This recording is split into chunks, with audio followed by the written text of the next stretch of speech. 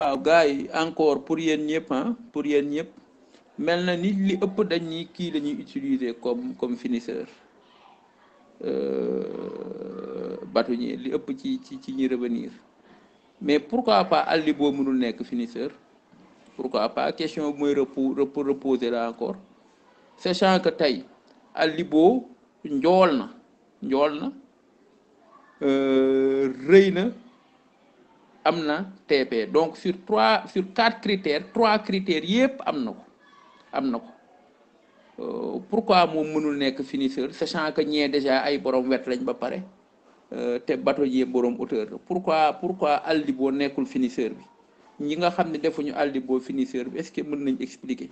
lu tax defuñu Alibo finisseur. moom mënuñu tenir compte ci génétique bi ak ci production bi fu mu toll nii ci phénotype bi rek la ñuy xool ak mensuration yi li ñu am quoi li nga xam ni moom jot nañ ko natt ba mu wóor ñu lii moom mi ngi ci xar mi moom la ñuy njort rek ni mën na ko transmettre nga daal di teg sa stratégie waaw loolu rek la quoi parce que mënoo fi nekk di def leneen quoi naan waa bâtonnier dafay jur rëy wala kii déedéet li ñu gis rek ci li ñu gis ci la ñu mën a sukkandiku te li ñu gis mooy li taxaw nii ay mensuration voilà mooy phénotype bu xar yi ak seen mensuration donc à partir de ça ci ngay proposer sa stratégie wax lan moo tax nga teg stratégie bi ak lii nga ci xaar comme résultat pour man sinon ça va faire un truc impossible à gérer quoi. waaw alaaj mais xam nga tey xam nga des fois tey LCS boo koy wut da nga naan da ngay daw si séeréer Alibo ñëw indi fi benn genre don bu bees muy TP muy poids mbeeg yëpp méngoo am hauteur tamit bu acceptable tey nga xam ni Cheikh Diop bi ñoom bàkk nañ leen giiru hauteur kon tey man li may jàpp bâtonnier mooy war a nekk finisseur ndaxte ñoom au moins sur des générations mu ngi répété que par rapport ak tey Alibo ñëw na indi benn hauteur am mais est-ce que tamit loolu critère de transmissible la si moom loolu tamit dafa jaar ni kii moo tax bâtonnier man dama koy def finisseur bi bu ma liggéeyee si ñaanee ba pare moom dafa war a ñëw rek finir. El Hadj maa lay siyaare di siyaare gars yi dama woon gan quoi waaw man de je n'aurais pas de problème à mettre Alibo comme finisseur pour man moom ak bâtonnier ils sont interchangeables parce que booy xool à part TP bi te bu leen fàtte ne bâtonnier dafa am TP bu baax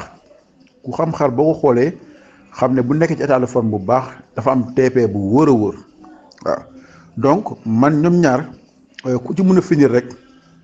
baax na j'avais proposé de finir avec bâtonnier pour mu gën a yokk mensuration ci hauteur bi mais les deux peuvent à mon avis s'interchanger quoi waaw ben dans tous les cas man tàmbali bi damay teg Bagdad et puis ma diluer Bagdad nag man loolu laa proposé diluer ko avec Alibo parce que ñoom ñaar xaw nañu sori ci génétique waaw boo ko dilué nga mujjee ak bâtonnier mais pour man les deux formules sont bonnes. waaw Issa looloo tax ma wax loolu xam nga Alibo suñu jàppee ni moom presque 115 la def 114,5 donc hauteur am baax na waaw baax na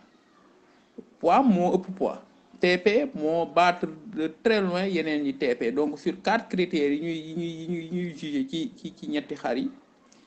benn bi am na si lu baax a baax yeneen ñaari moo ci jël raw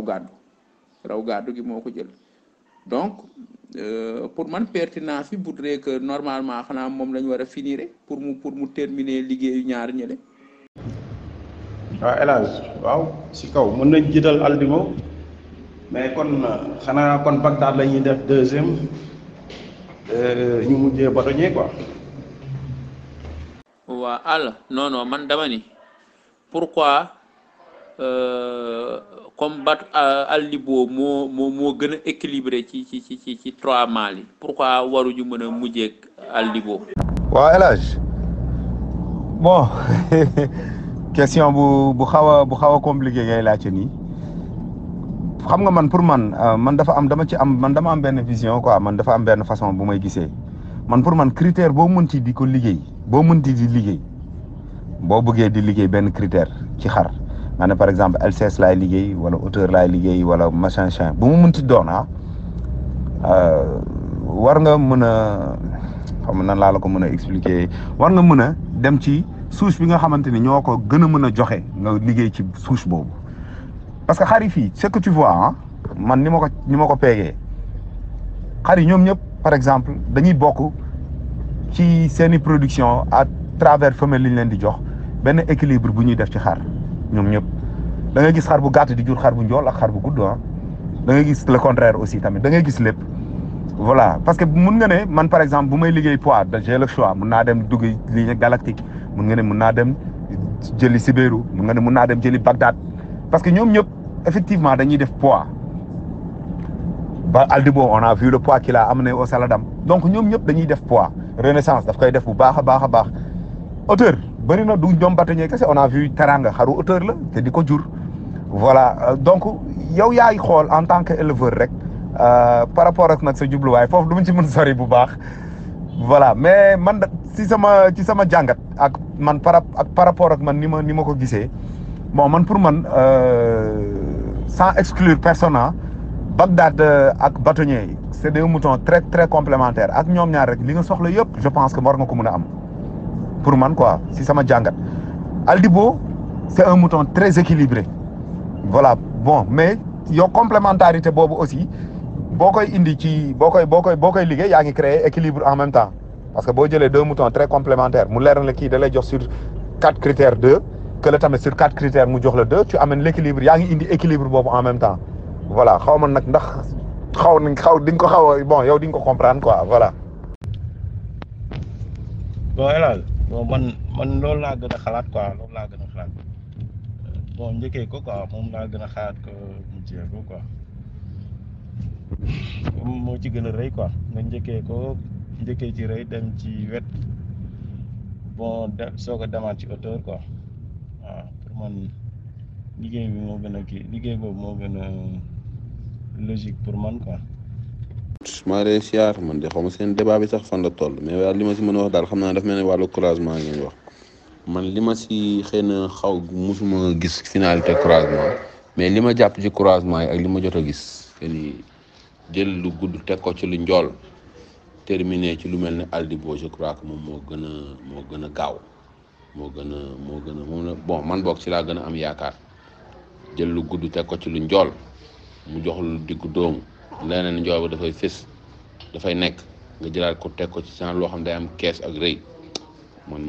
mode de croisement boobu laa gën a nangu de man moom laa gën a nangu man mi nga xam ni loolu laa gën a jàpp daal man. parce que jëriñ man li tax ma bëgg ma jàpp ni Aldibo mën naa nekk finisseur xam naa ni Abdou am na kees bu baax xam naa ni bu fekkente ni nit jur na xar bu mel ne Bagdad jur na ak bâtonnier waaw dana am wet te yeelu kii bi yeelu bâtonnier bi dina ñëw de te yeelu bâtonnier boobu fu mu ñëwee fekk keesu Aldibo gi en tant que finisseur man di nga fa am croisement bu extraordinaire loolu foofu laa ko teg quoi man personnellement. Je pense que c'est pas une bonne idée de mettre Aldibo en finisseur parce que Aldibo boo xoolee comparativement aux deux autres il est moyen partout comparativement aux deux autres il est dans leur moyenne donc c'est la meilleure base de travail moom ngay déparé ensuite sachant que hauteur moo gën a jafe liggéey wet fuuf hauteur moo gën a jafe liggéey wet fuuf soo xoolee progression hauteur ci xar yi rek di nga xam ni moo gën a jafe liggéey wet ak xar yi nga xam ni mën nañ leen dëppee njool dëgg-dëgg 115 jëm kaw soo xoolee soo comparé seen nombre ak xar yi nga xam ni am nañ plus de 155 da ngay gis ni wet ñoo ëpp que hauteur bref donc étant donné que Aldibo il est moyen partout moom ngay jël comme base yokk ko hauteur yokk ko wet yokk ko poids et le tour est joué quoi donc soo paree loolu dolliwaat ci hauteur ak profondeur de poitrine boo xam ne da lay dolli poids yaatuwaayu poitrine boo xam ne da lay dolli poids hauteur ak hauteur bi comme ni ma wax mooy doom góor boo xam ni yaayam doomu Aldibo lay doon papaam doomu bâtonnier waaw boo xam ni dina présenter profondeur de la poitrine bu baax ak tànk yu baax voilà ak LCS bu baax fekk yaa ngi koy fekk tamit fee ci ñoom Bagdad même bu fekkee LCS bi dafa convenable disons 160 c'est bon quoi parce que dina fi fekk doomu Bagdad yi nga liggéeyoon ci Aldibo plus bâtonnier et le tour est joué nga dem toog ut sa socc teg sa café ak sa jus d'orange di siroté di xaar gars yi ñëw ut sa lunette de soleil saf. Samba man de loolu mooy sama gis-gis ci croisement waaw ndax boo xoolee bergerie yi yàgg liggéey ci wet après dugal hauteur renforcer waat doole mbote mu fa juddu rek tey jii day équilibré quoi waaw man moom loolu mooy sama gis-gis li nga wax ni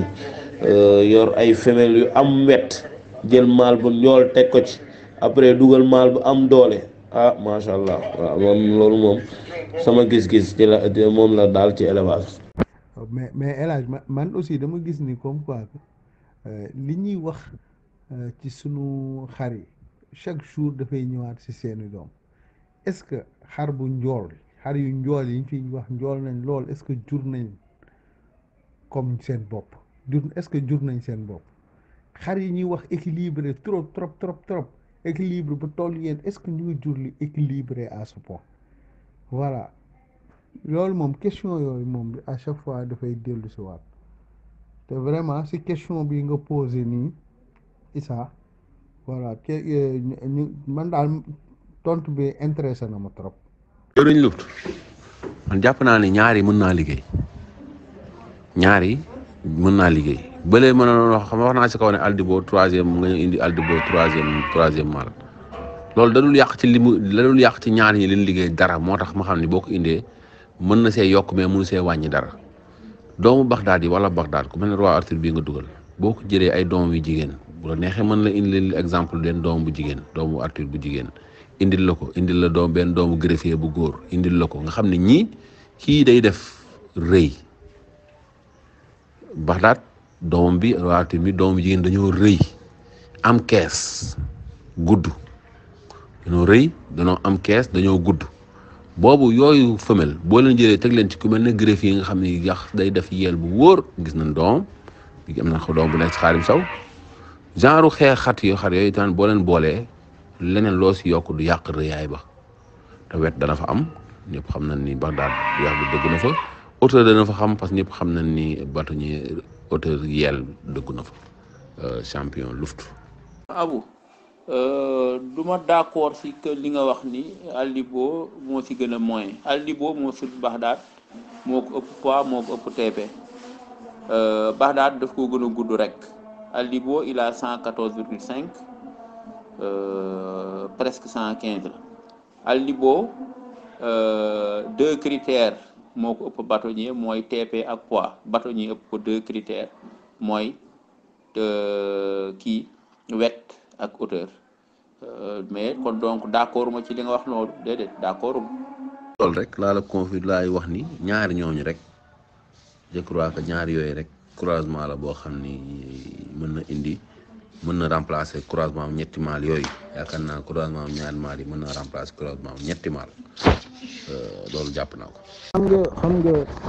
soo xoolee dans les extrêmes Aldibo benn extrême la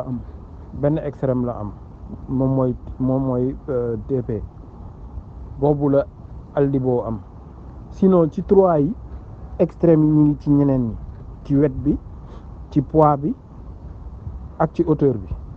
donc wet ak poids pour Bagdad hauteur pour bâtonnier ok donc moo tax je mets Aldibo au milieu parce que yi ci des à part exception boobu c'est vrai que moom mooy mën fii mais dañ koy mënee fee donc c'est pour ça que je le classe moyen je le classe dans la bonne moyenne c'est la meilleure base de travail pour moi Aldibo c'est la meilleure base de travail da nga koy yokkal maanaam ay progéniture am ay doomam yu jigéen si tant est-il que indi nañ moom li mu am da nga koy dollil wet fële dollil ko c'est-à-dire wet bi day ak poids parce que fi muy jëlee wet fa lay jëlee poids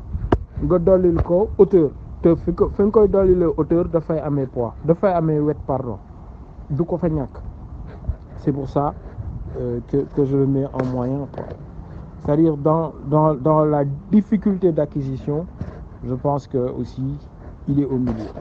Abu Aldibo mooy meilleur poids saladam Aldibo mooy meilleur poids saladam encore une fois ma fàttaliwaat la ko. J'ai fait une erreur sur le poids Aldibo Bagdad maa ngi jox poids bi Bagdad fekk Aldibo moom moo yor poids bi mais ça change pas grand-chose franchement ça change pas grand-chose par rapport ak li tax ma def choix yi. Je commence par des filles de Aldibo donc Aldibo moom moo lay jël ay doomam yu jigéen jox ko bâtonnier ci biir loo boobu nga xam ni Aldibo bâtonnier dinañ ko jur ma génnee benn boo xam ni dina am hauteur dina am profondeur de poitrine loolu laa soxla principalement ci foofu te nga xam ni wet bi convenable na ma tourné dem liggéey fële ak Bagdad ci les femelles Aldibo bâtonnier yóbbu ko ci Bagdad mu tëb leen ma récupérer femelles yi foofu yóbbu leen ci bâtonnier Aldibo mâle bi pour terminer et je me retrouve donc avec une bonne longueur une très bonne longueur parce que Aldibo n'a pas une mauvaise longueur Bagdad non plus qui non plus bâtonnier non plus je me retrouve avec une bonne hauteur parce que j'ai commencé sur les filles de Aldibo avec la hauteur de bâtonnier et je termine sur les filles de Bagdad Aldibo bâtonnier sur du Aldibo bâtonnier et le tour est joué quoi. Tu te retrouves donc avec du njool gudd rëy rafet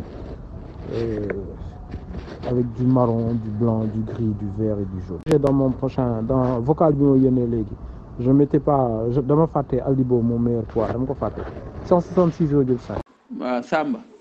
Samba léegi boo mujjee Aldibo est-ce que doo ragal ni wet bi wàññeeku waaw est-ce que doo ragal ni ak yi nga defaroon fële ci wet du wàññeeku ak est-ce que saxu yeel bi nga doon jéem a pérennité ci bâtonnier soo ko dugalee tamit foofu est-ce que foofu tamit jàppoo ni loolu mën nga see am loo perte sachant que Aldibo kees gi moo gën a rëy. asalaamaaleykum Jeb ziar naa leen si loo leen di bàyyi si jàmm El Hadj Ndiaye ñetti xar yi de suñ ma leen tegaloon ma leen di croiser si Bagdad laay njëkkee am si ay femelles dugal Aldibo yaa ngi dégg mujjee Aldibo laa def si digg bi mujjee bâtonnier fi ma leen joxoon ñoom ñett noonu laa leen di croiser. Ibrahima macha allah mais li ma laajoon ñeneen ñi mujjee bâtonnier rek laa wax li nga liggéey fële dëgëral fële ci doole. Est-ce que doo ragal ni peut-être par rapport ak mensuration yi bâtonnier est-ce que mënu koo wàññi sachant que ay xar yoo xam ne ay xar yu complet nga bëgg. Ndiaye ziar naa la non yaakaaruma ni dina fi wàññi day yokk mais yaakaaruma ni dina wàññi te gëm naa ni mun na am sax hauteur bâtonnier parce que Aldibo xar bu njool la 114 dafa njool ca kaw yaa ngi dégg kon tey soo jëlee femelle boo xamante ne. maalu 114 moo ko jur nga jëlaat ko tegaat ko si maalu 120 mun na def sax maalu 122 wala mu def maalu 120 mun na ko def yaa ngi dégg te tamit Bagdad tamit LCSM ak réyaayam soo ko jëlee boole kaak Aldibo bâtonnier man yaakaaruma ni mun na kaa wàññi ba wàññi réyaay bi wala mu wàññi LCS bi quoi waaw wala mu wàññi poids bi du moins TP bi wala poids bi yaakaaruma ni mun na ko wàññi. waaw léegi nag tey soo mujjee bâtonnier donc moom li mu fa fekk da koy yokku même soo fekkee rëyaay du ko wàññi de da koy yokkaat da koy plissaat mais du ko wàññi waaw te mun na am tamit maturation bâtonnier ba pare ëppale ko gën ko équilibré gën ko gudd gën ko rëy. mais Samba est-ce que ñàkk see fekk leneen wóor na est-ce que wóor na parce que tey bâtonnier. saxu yeel bi mu foore dëgg nga xam ni moo gën a déterminant ci hauteur am Bagdad inverse bi la soo defee foofu est-ce que doo am une contradiction entre deux critères yoo xam ne dañuy repoussante wu waaw maanaam ma bëgg a wax ni la est-ce que li bâtonnier yor ci yeel mënu koo perte su croiser ak Bagdad maanaam fi nga fi yeel yi toll est-ce que du wàññeeku carrément. hélas naka mu yaa ngi si jàmm baal ma ne dama xawoon kii quoi mais man damay maintenir lu ma waxoon rek waaw ndax damay jiital Bagdad teg si nu mu tuddati teg si bâtonnier mujjee Aldibo quoi waaw li ma njëkk a wax. jëwriñ dama mës a dégg benn borom xam-xam yàgg na nag boobu dugg woon sax ci groupe bi mu ni croisement bi gën a gaaw ci xar yi mooy xar buy def wet bu wóor nga boole ko xar buy def njool bu wóor loolu boo ko defee da nga am xar bu équilibré donc xar bu équilibré boo ko xasee am pour def ci doole jël ku mel ne Aldibo teg ko ci boo ko ci defee falilaay alhamdu man pour man boo ko ci deful aussi du yàq ci lu mu ca croisement ba dara waaw maanaam bu si yokkee baax na mais bu si yokkul tamit je crois croisement boobu moom moo gën a yomb lu muy réussir que jël wet teg ci doole bëggee teg hauteur batu Aldibo man pour man waru nekk ci diggante bi quoi waru nekk ci diggante bi retard la du ci yàq dara mais retard la day tardé retard la quoi pour sama xalaat da nag quoi. mais pourquoi doo ko jàppee ni comme consolidation ak kii la xam nga dañuy gis xar dugg benn génération indi dara Amady Booj da koy faral di wax beneen xar dugg automatiquement ak kii boobu fa amoon dem jàppoo ni consolidation mënul am c'est-à-dire nga tourner sur benn critère plusieurs fois sur plusieurs générations su ko dugal leneen mën nañ fi joxe par exemple Aboukan def na ko tourner si yenn critères sur plusieurs générations su ko dugal leneen nga defee ni consolidation gënul wóor. El Hadj ziar naa la non autoriyel bi moom kenn waxatu ko da kay perte bi yàgg sax ay perte de. mais Aziz mais 114 tuutul lu mu bon Aldibo mënta wàññi hauteur bi mënu ko wàññi mais 120 nga teg ko ci L16 bu dëgër Aldibo am 6 centimètres bëriwul di 6 centimètres bëriwul de ñi xam centimètre bu baax a baax Aldibo gàttul de lu ëpp 110 ëpp 112 ëpp 113 loolu du lu daw ci hauteur garaw waaw. mais boo dee amélioré nag mbay ba laay tamit nga jóge 1 yéeg 2 ba egg 3 wala 4 moo gën nga jóge 4 di wàcc nga jóge 4 def 3 defaat 2 soo defaatee 1-0 nga jëm de foofu la El Hadj di waxee. asalaamaaleykum gars yi ñu ngi nuyu ñëpp di jaajëfal ñëpp di leen jaajëfal ci participation bi 20h jot na xam naa ni tey bari na ñu jublu ci leneen. tey daal jàngat bi ma ciy tiire mooy éleveurs yi jafe na ñu déggoo ci croisement li tax nag mooy diversité bi nga xam ni am na ci xar yi waaw diversité bu bëri am na ci xar yi gis-gis yi da ciy wuute jàngat yi daf ciy wuute loolu waral na éleveurs yi amaana pour ñu dëppoo ñoom ñëpp ci benn façon croisement wala ci benn type de rotation ci ay mâle dina jafe lool ñii dañ naan wet moo gën a jafe ñii ni hauteur moo gën a jafe ñii ni poids moo gën a jafe ñii ni wet ngay njëkkee ñii ni moom ngay mujje ñii ni hauteur ngay njëkkee ñii ni moom ngay mujje lu ci mënti am rek li ma bëgg tëje mooy soo jëlee ñetti xar yoo xam ni bu dee Aldibo ak Bagdad ñoo gën a niroo bind donte Aldibo keesam a gën a fës Bagdad keesam a gën a fës mais ba tey Aldibo ëpp na Bagdad kees fuuf donte seen poids yi tamit sorente wuñu mais Bagdad ëpp na ko wet fuuf bâtonnier yor beneen xeetu bind bu bokkut ak ñoom nga xam ne ay tànkam moo gën a dominer ci kiyam ci njoolaayam ba pare mu am wet en plus de ça donc tey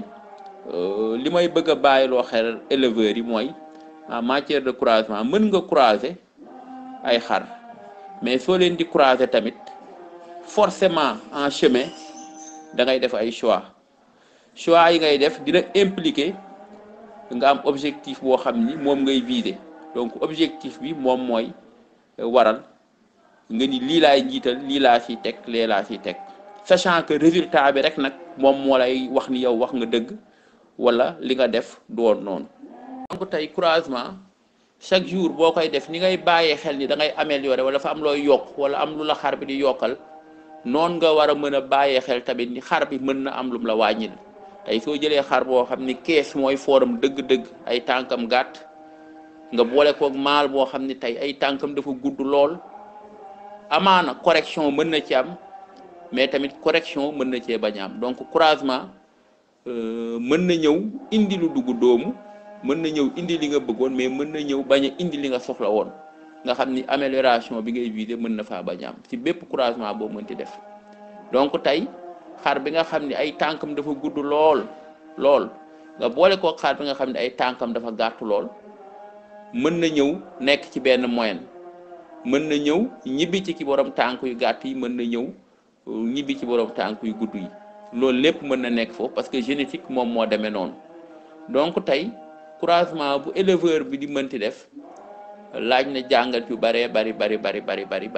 mais ni éleveur bi di jàngate mooy ni muy jëlee côté positif yi noonu tamit pour man la war a jëlee côté yi nga xam ne mooy négatif bi waaw parce que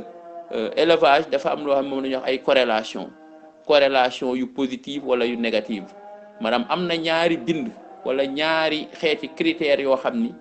kii mën na njoole kees kii mën na njoole tànk te amaana ñaar yooyu boo leen boole woon ñaari critères yooyu mën nañ contrante wu maanaam mel ni dañuy repoussante wu comme niñ ko xamee ci yeneen type d'élevage nga xam ne tey ginaar soo jëlee ginaar bi dàq nen mënul am yaram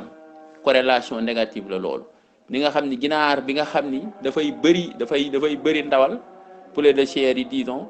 ñoom tamit mënuñu nen lu bëri ni nga xamee ni leen bu bari ci xar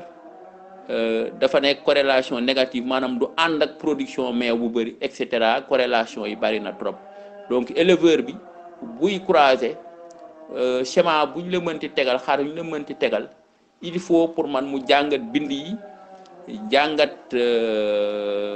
bindu xar yi nan lañ mel mais aussi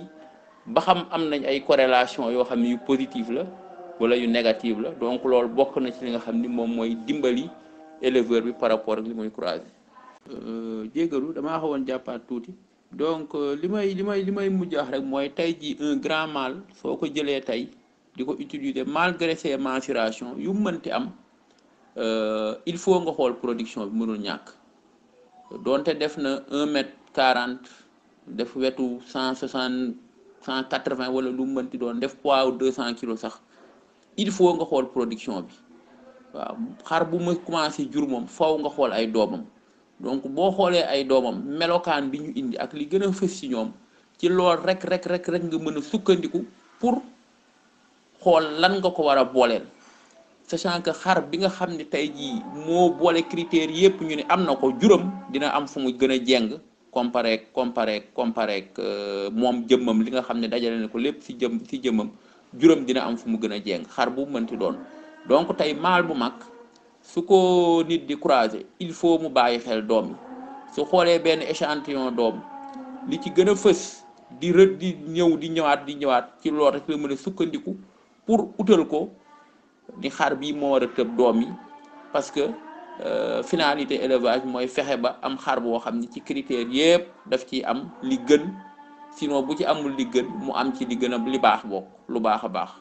donc loola donc tey mâle bu mag croiser ko sans pour autant nga prendre en compte doom yi ak yi mu leen transmettre dina jafe trop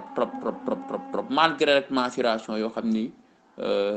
présenté na ko donc tey jii loolu lañ indi woon fii